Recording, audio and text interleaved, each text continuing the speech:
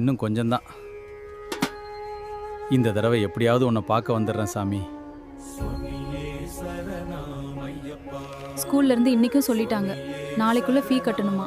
என்ன பண்றதுன்னு தெரியல. இதில் ஃபீயை கட்டிடும். பாப்பா படிப்பு முதல்ல, மற்றதை நான் பார்த்துக்கிறேன். சாமி, நாளைக்கு ராத்திரி கிளம்புறோம். இருமுடிக்கெல்லாம் ரெடி தானே? இந்த வருஷம் உன்னை பார்க்கணுன்னு ரொம்ப ஆசைப்பட்டேன் சாமி. பரவாயில்ல, அடுத்த வருஷம் கூப்பிடு. சாமி, இங்கே கொஞ்சம் வா. இந்த வேலை ஞாபகம் இருக்கா?